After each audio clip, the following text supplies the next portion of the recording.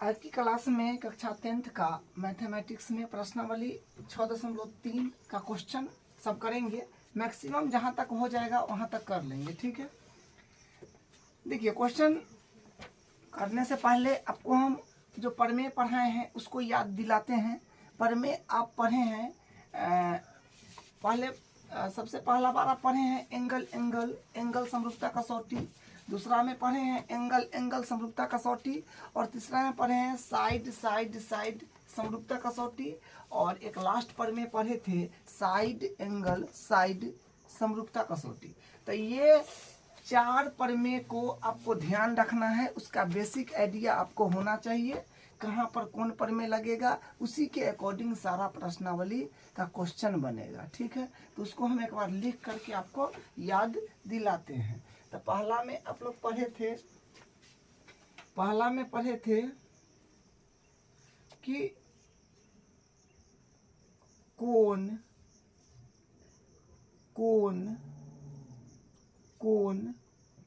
समरूपता, ठीक है। और दूसरा में पढ़े थे कोण समरूपता,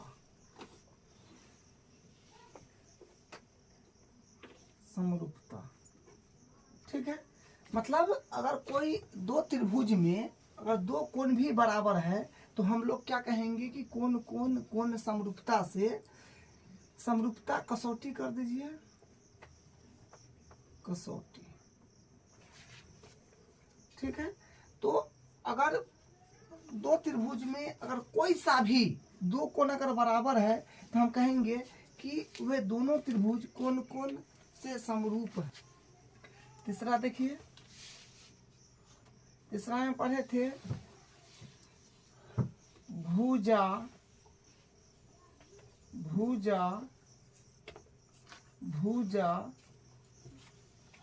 समरूपता कसौटी, ठीक है। अगर कोई दो त्रिभुज में तीनों भुजाएं, एक त्रिभुज का तीनों भुजाएं दूसरे त्रिभुज के तीनों मतलब एक त्रिभुज के तीनों भुजा और दूसरे त्रिभुज के तीनों भुजाओं के समानुपाती है तो हम लोग कहेंगे कि भुजा समरूपता कसौटी से वो दोनों त्रिभुज समरूप हैं। एक चौथा पढ़े हैं जो लास्ट क्लास में पढ़े हैं, भुजा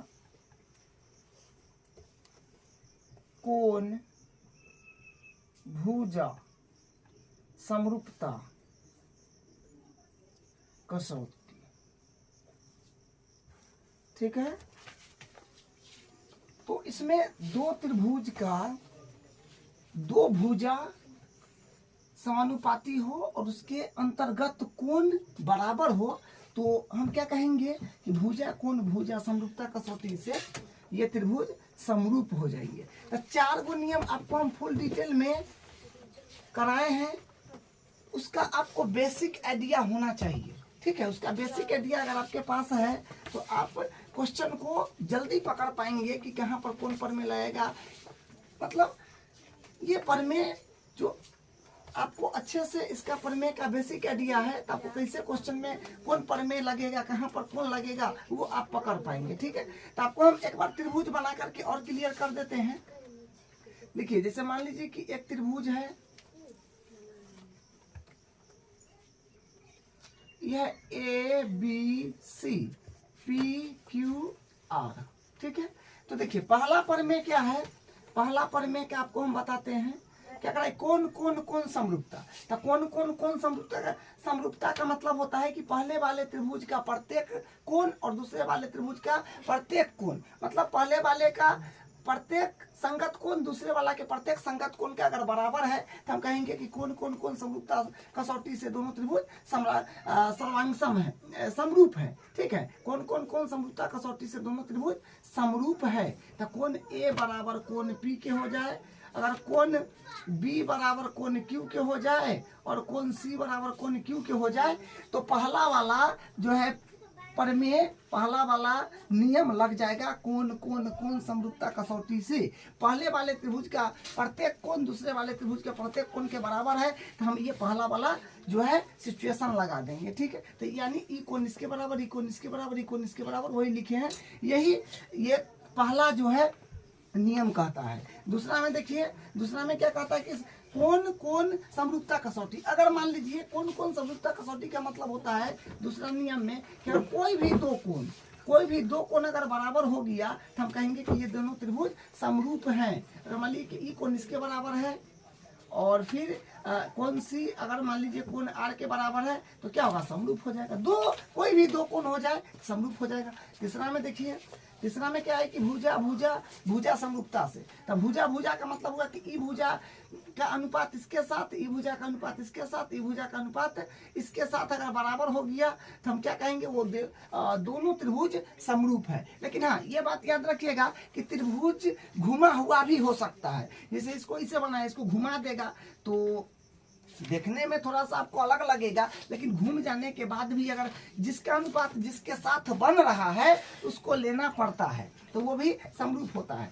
तो भुजा भुजा समरूपता का मतलब हुआ कि तीनों भुजा के समानुपाती है, तो हम लोग कहेंगे कि भुजा भुजा समरूपता कसौटी से दोनों त्रिभुज समरूप हो जाएंगे। मतलब ए बी बट्टा पी क्यू बराबर बी सी बट्टा क्यू आर बराबर और ए सी बट्टा पी आर, ठीक है। ये तीसरा नियम के अकॉर्डिंग हो जाएगा। दोनों त्रिभुज का प्रत्येक संगत भुजा एक ही अनुपात में है तो तीसरा नियम लग जाएगा। एक चौथा नियम देख लीजिए, भुजा कोण भुजा। और मान लीजिए कि हम ये भुजा ले रहे हैं और ये भुजा ले रहे हैं, इसमें भी ये भुजा और ये भुजा ले रहे हैं, तो इसका अनुपात इसके साथ यानी ए बी बट्टा पी क्यू अगर बराबर है ए बी बट्टा पी क्यू बराबर है बी सी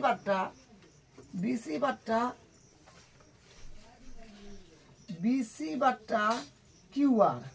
ये दो भुजा बराबर है, मतलब दो भुजा का अनुपात बराबर है, उसके बीच का ही कोण, उसके बीच में कोण होना चाहिए अगर बराबर है। जैसे कोण बी बराबर कोण क्यू तो हम क्या कहेंगे, भुजा कोण भुजा समरूपता कसौटी से दोनों त्रिभुज समरूप हैं। तो ये अब चार नियम का बेसिक आइडिया आपको होना चाहिए, चारों नियम का बेसिक आइडिया होना चाहिए कि त्रिभुज में कैसे कैसे लगता है। तो आपके लिए क्वेश्चन बिल्कुल आसान हो जाएगा, ठीक है। तो आपको हम याद दिला दिए हैं, अब हम क्वेश्चन पर आते हैं। देखिए क्वेश्चन क्या कह रहा है, बताइए कि आकृति 6.34 में दिए त्रिभुजों में से कौन कौन से युग्म समरूप हैं, उस समरूपता कसौटी को भी लिखिए।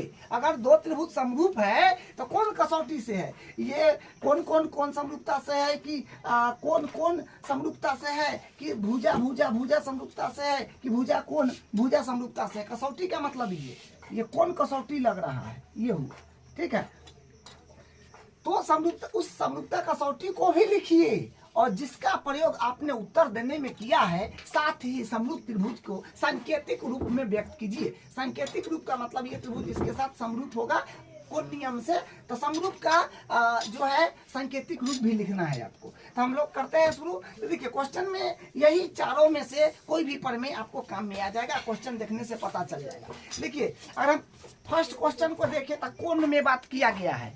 फर्स्ट क्वेश्चन को अगर हम लोग देखें तो कोण में बात किया गया है कि कोण ए बराबर है कोण पी का, कोण बी बराबर है कोण क्यू का, कोण सी बराबर है कोण आर का। आप साफ देख पा रहे हैं कि यहाँ पर 60 है तो यहाँ भी 60 है, यहाँ 80 है तो यहाँ भी 80 है, यहाँ 40 है तो यहाँ भी 40 है। मतलब एक त्रिभुज का प्रत्येक संगत कोण दूसरे त्रिभुज के प्रत्येक संगत कोण के बराबर है। तो हम लोग क्या कहेंगे कि कौन समरूपता कसौटी से दोनों त्रिभुज समरूप हो गए, ठीक है। तो यहाँ पर इसको हम हल कर देते हैं।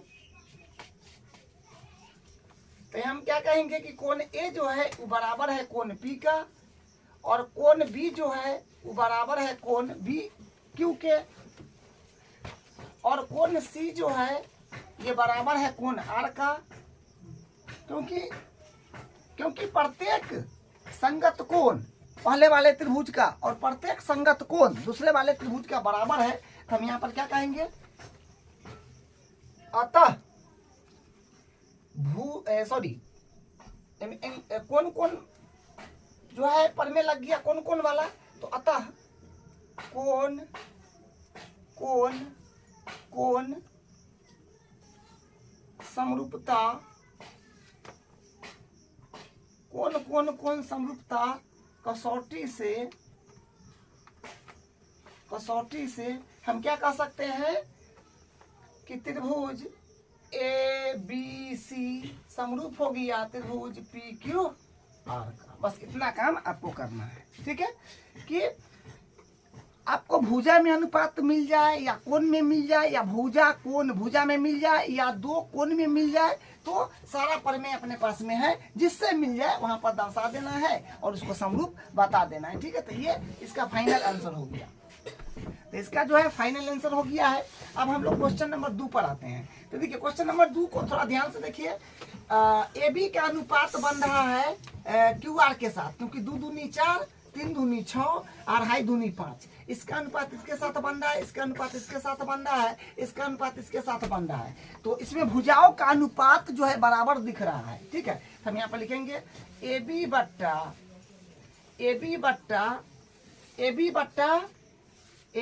का अनुपात बन रहा है क्यू आर के साथ, ठीक है, क्योंकि 2 दूनी 4, देखिए क्यू आर। तो इसका वैल्यू ए बी का है 2 और क्यू आर का है 4। तो कटा था 2 दूनी 4, 2 दूनी 4, 2 मरतबे, ठीक है। तो यहाँ पर 2 आ गया। देखिए ये बात तो जरूरी नहीं है कि यहाँ पर ये वाला भुजा लिए हैं तो ऐसा भुजा इनने दिख रहा है तो वो लेंगे, बिल्कुल भी जरूरी नहीं है। त्रिभुज के घुमा भी सकता है, वही बात यहाँ पर त्रिभुज घुमा हुआ है, ठीक है।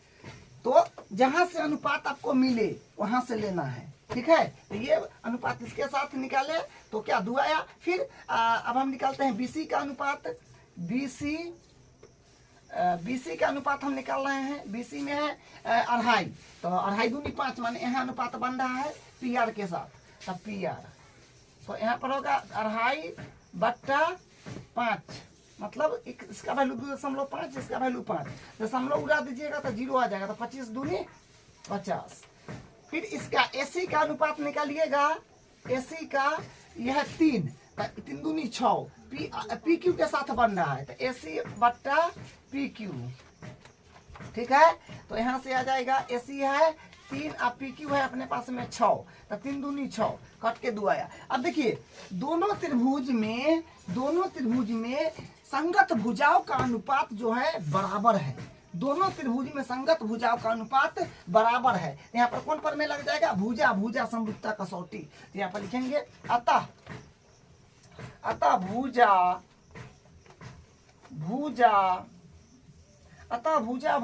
समरूपता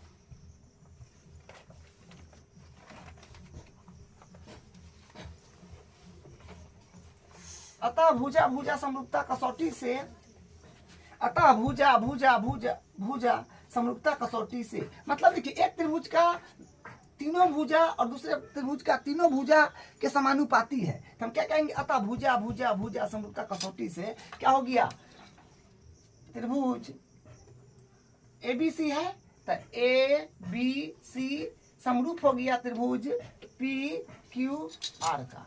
तो यही इसका फाइनल आंसर है। तो आपको भुजा में अनुपात दिख जाए, कोण में यहाँ पर प्रत्येक कोण बराबर था, तो एंगल समरूपता कसौटी से हो गया।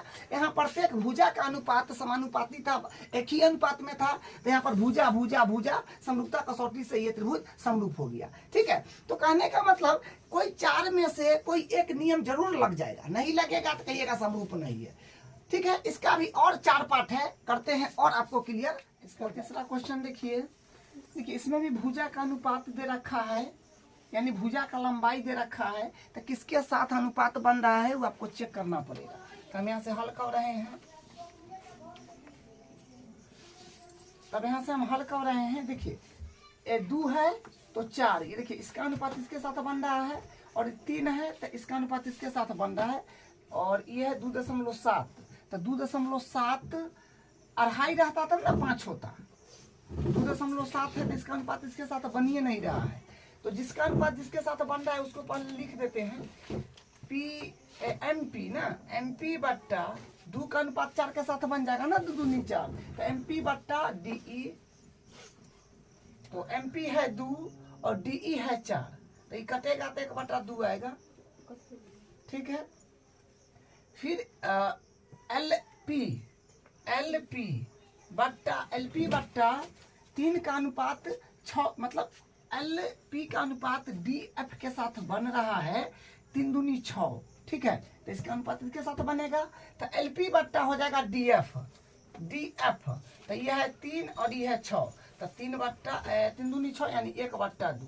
तो ये दोनों का अनुपात सेम आया, लेकिन इसका अनुपात इसके साथ सेम नहीं आने वाला, इसका अनुपात इसके साथ सेम नहीं आने वाला है, तो गड़बड़ हो जाएगा ना। तो एक बार निकाल दीजिए, एक बार LM बट्टा EF, तो ये हो गया 2.7 और ये हो जाएगा 5, तो दशमलव भी उड़ा लीजिएगा तो भी बात नहीं बनने वाला है, तो इसका अनुपात बराबर नहीं आ रहा है, तो ये समरूप त्रिभुज नहीं माना जाएगा, क्योंकि तीनों भुजा का अनुपात इस तीनों भुजा के साथ बराबर होना चाहिए, तब समरूप होगा। तो यहाँ पर गड़बड़ हो गया, यहाँ पर लिखेंगे चूंकि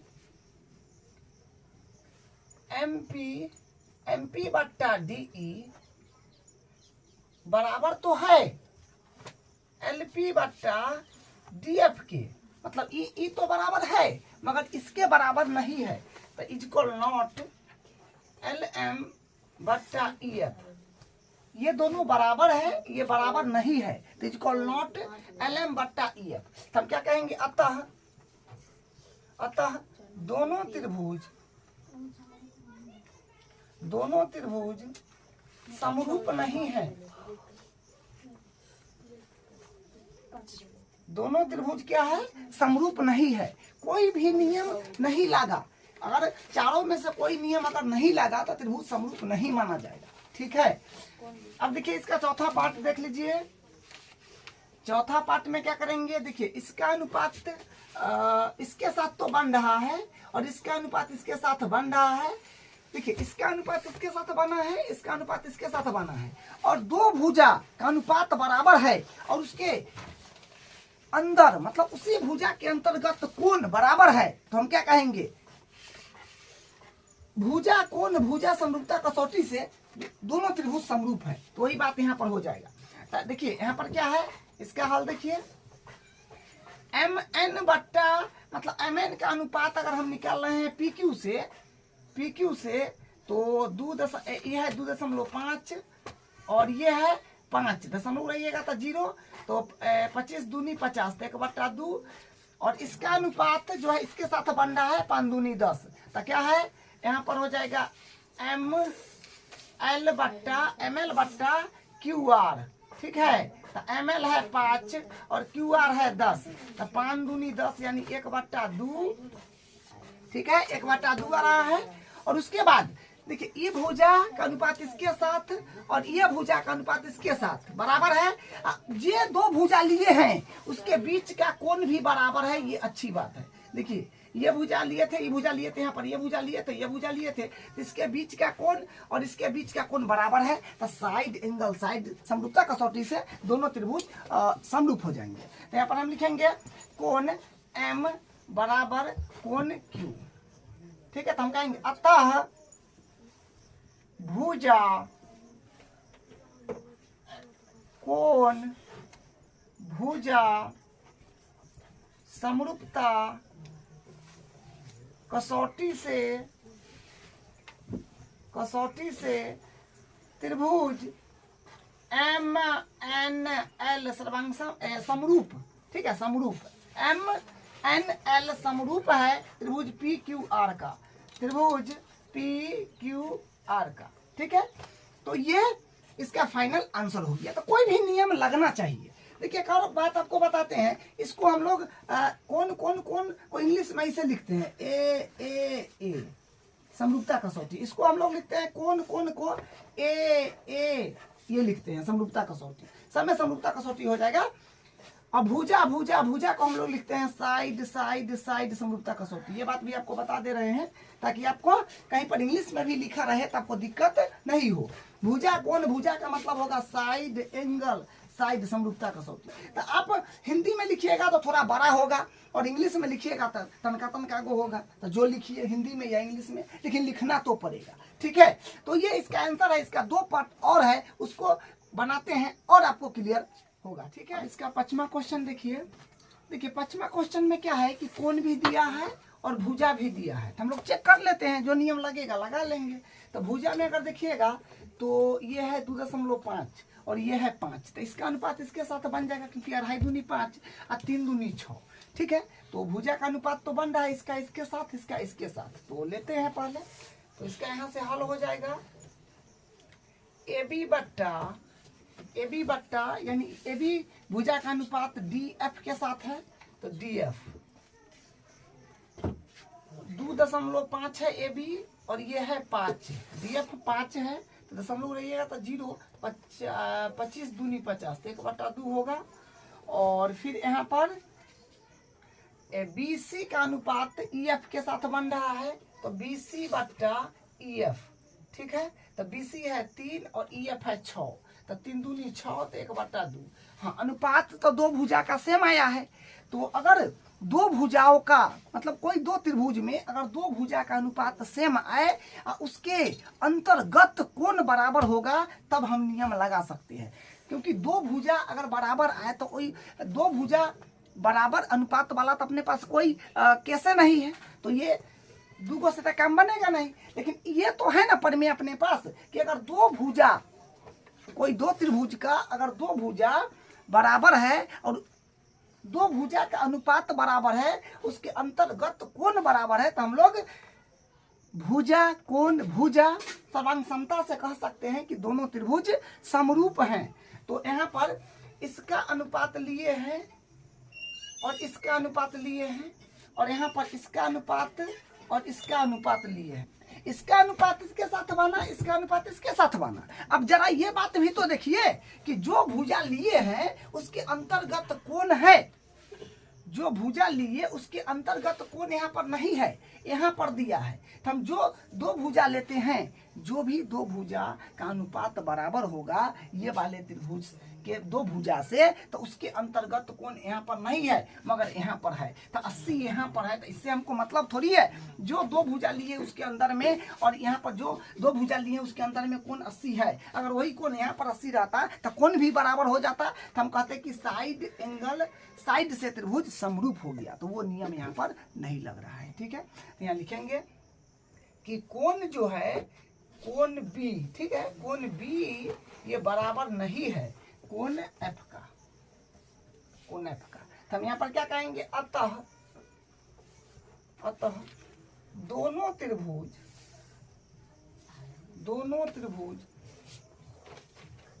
पूरा लिख दीजिए। अतः दोनों त्रिभुज समरूप नहीं है।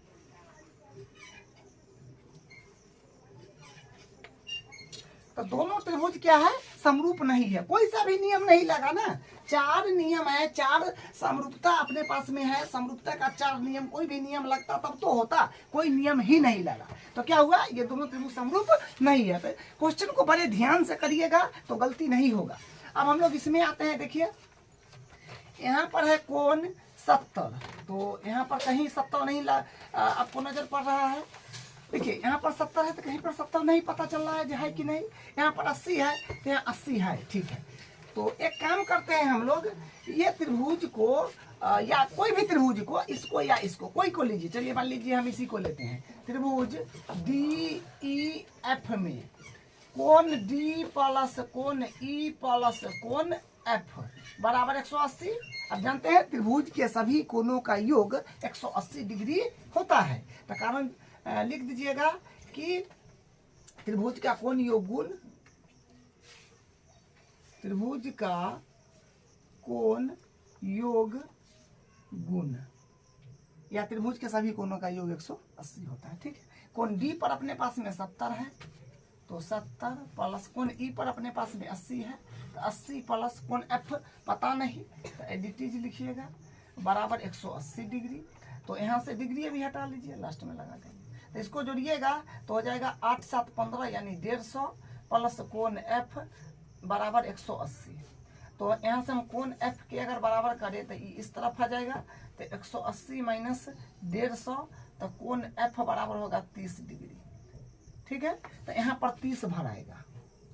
अब आप समझ पा रहे हैं कि ई कोण इसके बराबर, ई कोण इसके बराबर आ गया।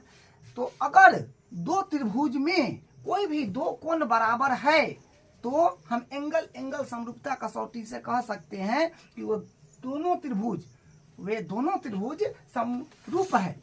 ठीक है, आप इसको भी त्रिभुज का कोणीय गुण लगा करके निकालिएगा, तो यहाँ पर 70 है तो यहाँ भी 70 आ जाएगा, तो एंगल भी लग जाएगा।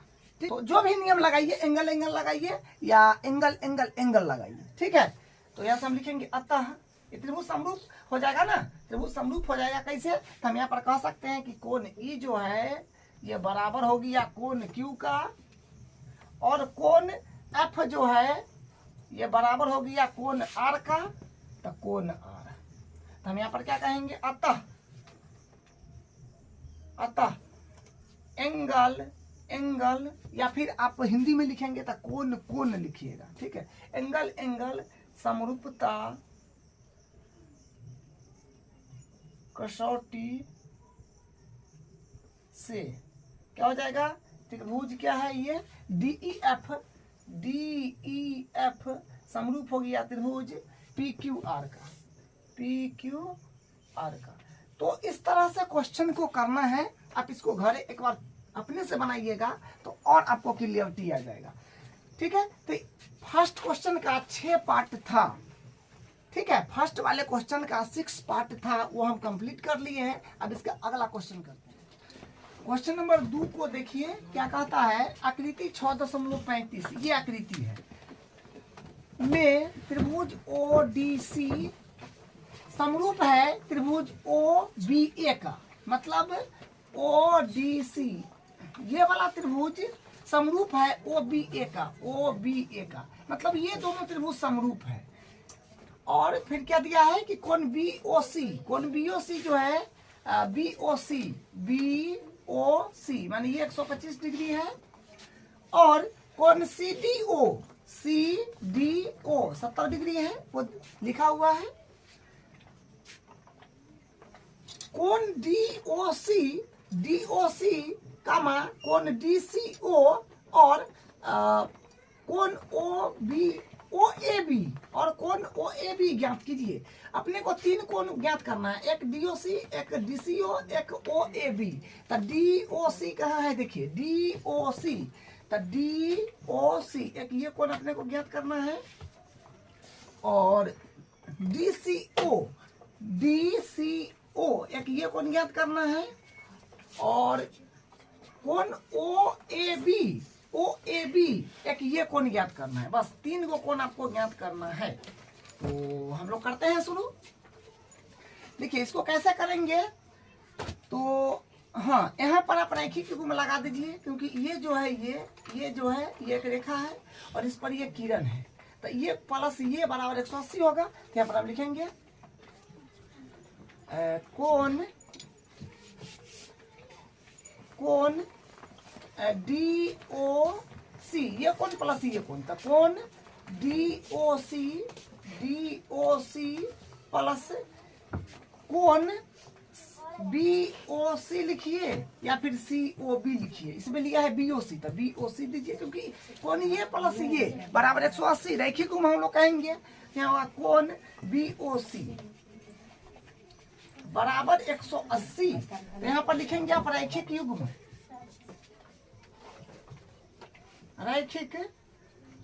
ठीक है, तो कोण DOC पता नहीं, ज्ञात करना है, तो इसको एडिटिव लिखिएगा,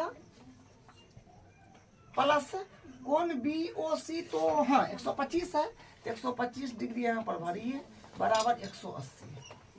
ठीक है, अब देखिए, अब यहाँ से हम क्या करेंगे, कोण DOC को अगर बराबर करेंगे तो इस तरफ आ जाएगा, तो 180 माइनस 125, देखिए डिग्री हम लास्ट में लगा लेंगे। ठीक है, कोण DOC तो घटाइएगा तो अपने पास में क्या हो जाएगा, 10 में से 5 गया 5, ये हो गया 7 में से 2 गया 5, 55 डिग्री आ रहा है। ठीक है, तो यहाँ से DOC जो है DOC ये आ गया 55 डिग्री।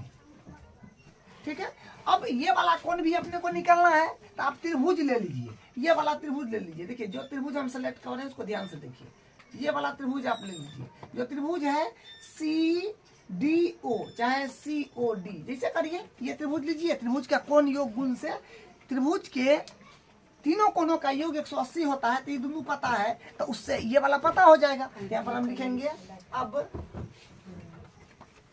त्रिभुज, ये वाला त्रिभुज लीजिएगा COD में। त्रिभुज COD में क्या कहेंगे कि कोण जो D प्लस कोण C प्लस ये वाला कोण, इसको पूरा नाम दीजिए क्योंकि इस पर बहुत सारा कोण बन रहा है। तो DOC, तो कोण DOC बराबर 180।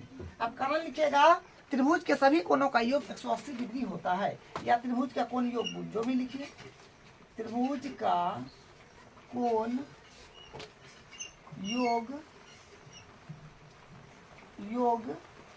गुण, त्रिभुज का कोण योग गुण। तो देखिए कोण D जो है अपने पास में 70 है, तो 70 प्लस, और कोण C जो है वो ज्ञात करना है, तो एडिटीज प्लस कोण DOC 55 है, तो 55 बराबर 180 डिग्री। ठीक है, तो ये दोनों को जोड़िए पहले। यहाँ से क्या बनेगा, कोण C इसको जोड़िएगा तो बनेगा, इसको पहले जोड़ लीजिए, तो आएगा 5 और 7 5 12 125 आ रहा है।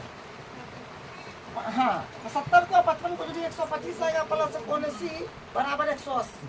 ठीक है, यहाँ से कोण C के अगर हम लोग बराबर करेंगे, कोण C के बराबर करेंगे तो 180 में से 125 घटेगा। यहाँ से कोण C बराबर कितना आएगा, 10 में से 5 जाएगा 5 ही हो जाएगा, 7 में से 2 जाएगा 5, 55 डिग्री आ रहा है। ठीक है, ये 55 डिग्री आ रहा है, तो ये भी 55 आया, यानी ये 55 दोनों 55 डिग्री आया। यहाँ लिखने की कोई नीड नहीं है, हमको जो ज्ञात करने वो हम लोग निकालते जा रहे हैं। ठीक है, अब अपने पास में ये कोण एक निकालना है, तो ऐसे मत कर दीजिएगा कि ऐसे ये एकांतर कोण नहीं कर दीजिएगा कि जेड आकृति बन रहा है, ये दो लाइन सीधा आपको दिख रहा है, और यहाँ से जो ऐसे लाइन है, तो ऐसे मत कर दीजिएगा कि यहाँ से ये वाला कोण जो है ऐसे एकांतर कोण बन रहा है, वो मत कीजिएगा, क्योंकि ये रेखा इस समांतर नहीं है। एकांतर कोण जो है ऐसे वाला कब लगता है, ये 55 है, तो ये भी 55 आएगा, वैसे मत कीजिएगा। हो सकता है बनाएंगे तो 55 आ जाए, वो अलग चीज है, लेकिन ऐसे नहीं कीजिएगा कि एकांतर कोण नहीं करिएगा, क्योंकि दोनों रेखा समांतर नहीं दे रखा है। ठीक है, हम लोग ये त्रिभुज और ये त्रिभुज का अध्ययन करेंगे, क्योंकि ये त्रिभुज और ये त्रिभुज समरूप दे रखा है, तो उससे ये वाला चीज चलाएगा। तो हम कहेंगे चूंकि त्रिभुज ये और ये समरूप दिया है, यहाँ पर है ना, त्रिभुज ODC समरूप है त्रिभुज OBA का। तो जब दो त्रिभुज समरूप होते हैं तो उनके संगत कोण बराबर होते हैं, तो हम क्या कहेंगे, अतः संगत कोण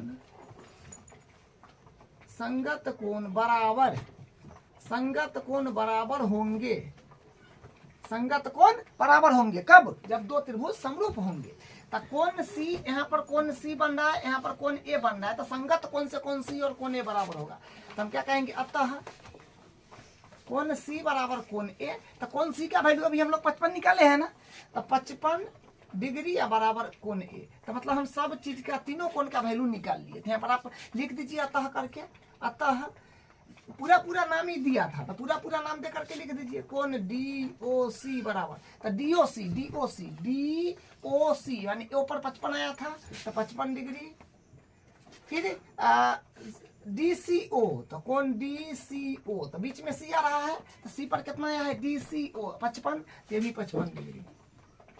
फिर यहाँ पर ये वाला कोण पूछा था पूरा नाम लेकर के, OAB, ये भी 55 आया है, अभी निकाले हैं ए का कोण A, तो कोण OAB बराबर 55 डिग्री। देखिए तीनों 55 आ गया, यही इसका आंसर हो गया। ठीक है, अब इसका अगला क्वेश्चन नंबर 3 देखिए क्या कहता है, समलंब ABCD जिसमें AB समांतर CD है के विकर्ण AC और BD परस्पर O पर प्रतिच्छेद करते हैं, माने इसमें विकर्ण भी खींचना होगा। दो त्रिभुजों की समरूपता कसौटी का प्रयोग करते हुए दर्शाइए कि ए बट्टा ओ सी बराबर ओ बी बट्टा ओ सी है। दो त्रिभुज की समरूपता कसौटी का प्रयोग करते हुए बताना है कि उसमें जो त्रिभुज बनेगा वो उस त्रिभुज से हमको दर्शाना है कि ये बट्टा ये बराबर ये बट्टा ये है। तो समलंब जानते हैं ना, समलंब को आप सीधा याद रखिएगा जिसका दो भुजा समांतर हो। तो यहाँ पर हम एक समलंब बनाएंगे, समलंब का डायग्राम।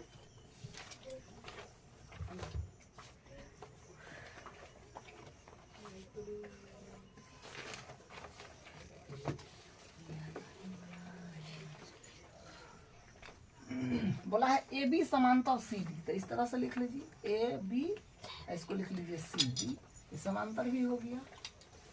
ठीक है, विकर्ण भी बोला है ए सी और बी डी, तो विकर्ण खींचना होगा, ए सी हो गया और ये बी डी हो जाएगा, ए सी और बी डी। ठीक है, ये विकर्ण हो गया, ये प्रतिच्छेद कर रहा है ऊपर। ठीक है, तो सबसे पहले जो दिया है उसको लिखिए और जो सिद्ध करना है उसको लिखिए सिस्टमेटिकली, तो आपका दिमाग और ज्यादा खुलेगा कि क्या करना चाहिए। तो हम लिखेंगे दिया है क्या है कि ए बी समांतर सी डी, ए बी जो है ये समांतर है सी डी का, ये दिया हुआ है। ठीक है, और हाँ उसके बाद सिद्ध करना है, मोटा मोटा लिख लीजिए जो दिया है जिससे काम बन जाए। ठीक है, वो हम लोग दिया है में लिखते हैं। सिद्ध करना है, सिद्ध करना क्या है सो आपके सामने है यहाँ पर जो है ओ ए बट्टा ओ सी बराबर ओ बी बट्टा ओ जी। तो ओ ए बट्टा ओ सी बराबर ओ बी बट्टा ओ डी, ये जो है क्या करना है, ये अपने पास में सिद्ध करना है। ठीक है, तो आप ध्यान से देखिए ये कैसे आएगा, ओ ए, तो ओ ए आपका कहाँ बन रहा है, ओ ए मार्कर चेंज करके बता रहे हैं। देखिए ओ ए यहाँ पर बनेगा, इसका अनुपात ओ सी मतलब इसके साथ बराबर करके बताना है आपको। और यहाँ पर ओ बी, तो ओ बी कहाँ है, ओ बी ये है, इसका अनुपात किसका, ओ डी के साथ, इसके साथ। आपको कुछ समझ में आया होगा कि ये त्रिभुज और ये त्रिभुज को समरूप करना होगा। ये त्रिभुज और ये त्रिभुज को जितना ही समरूप कर देंगे तो क्या हो जाएगा, उसका जो है संगत भुजा समानुपाती हो जाएगा। ठीक है, तो हम लोग लेंगे त्रिभुज COD, त्रिभुज उपपत्ति में करिए। ठीक ना, उपपत्ति लिख लीजिए। हम दो त्रिभुज कौन कौन लेंगे सबको हम सेलेक्ट करके बता दिए। ठीक है, तो ये त्रिभुज और ये त्रिभुज लेंगे, उससे क्या होगा, काम बन जाएगा क्योंकि उसी त्रिभुज में ये अनुपात इसके साथ बराबर आ जाएगा। ठीक है, तो उपपत्ति में हम लोग करेंगे उपपत्ति, तो त्रिभुज COD चाहे DOC जैसे नाम दीजिए, उससे कोई फर्क नहीं पड़ता है, तथा BOA में त्रिभुज BOA चाहे AOB जैसे दीजिए, चाहे AOB दे देते हैं, AOB में आपको ध्यान देना है थोड़ा सा कि देखिए ये लाइन और ये लाइन समांतर है जो आप बिल्कुल जानते हैं। तो यहाँ से ये वाला कोण देखिए जेट आकृति बन रहा है कि नहीं, और ये वाला कोण बराबर होगा, ये कोण और ये कोण बराबर होगा, तुरंत प्रभाव से आप कह देंगे क्योंकि ये और ये समांतर है तो ये और ये कोण बराबर हो जाएगा। तो हम यहाँ पर लिखेंगे कि कोण, पूरा नाम दीजिए DCO चाहे OCD, बीच में आना चाहिए जो कोण ले रहे हैं, तो DCO, तो कोण DCO बराबर होगा OAB का चाहे BAO का, जैसे लिखिए तो BAO लिखते हैं, बराबर है कोण BAO का। कारण जरूर लिखेंगे एकांतर कोण, एकांतर कोण। ठीक है, एकांतर कोण होएगा। फिर देखिए यहाँ पर अब इधर से देखिए एकांतर कोण बन रहा है, इधर से ये यहाँ पर देख लीजिए, ये देख रहे हैं, सेलेक्ट कर रहे हैं, ध्यान से देखिए उसको, ये और ये एकांतर कोण फिर यहाँ पर बराबर हो रहा है। तो हम क्या कहें CDO कोण सी डी ओ बराबर होगा कोण ए बी ओ का। कोण ये वाला ले रहे हैं तो ए बी ओ, जो कोण लीजिए उसको बीच में लिखना बहुत जरूरी है, ठीक है, वही आपका सही माना जाएगा। ए बी ओ तो कोण ए बी ओ, ये भी हो जाएगा एकांतर कोण, एकांतर कोण। तो हम कह सकते हैं ना कि एंगल एंगल, अगर कोई दो त्रिभुज में दो कोण भी बराबर हो जाएगा तो हम लोग कह देंगे कि एंगल एंगल एंगल समरूपता कसौटी से दोनों त्रिभुज समरूप हो जाएंगे। तो यहाँ पर हम लिखेंगे त्रिभुज सी ओ डी समरूप हो गया त्रिभुज त्रिभुज ए ओ बी का, ठीक है। तो इसका अनुपात इसके साथ बराबर हो जाएगा, इसका अनुपात इसके साथ के, ठीक है। तो यहाँ पर लिख देंगे अतः संगत, जब दो त्रिभुज समरूप होते हैं तो संगत भुजा एक ही अनुपात में होते हैं, यानी समानुपाती होते हैं। अतः संगत भुजाएं समानुपाती होंगे। हम क्या कह देंगे यहाँ पर, अतः देखिए ये त्रिभुज और ये त्रिभुज को देखिए, हम क्या कहेंगे कि ए ओ बट्टा ओ सी, ए ओ बट्टा, या इसमें ओ ए लिख ले है तो आप उसी लिखिए सीधा करके, ओ ए बट्टा ओ सी बराबर, हमें लिया है ओ बी तो उसी लिखिए ओ बी बट्टा ओ डी, ओ बी बट्टा ओ डी, यही इसका प्रूफ हो गया, ठीक है।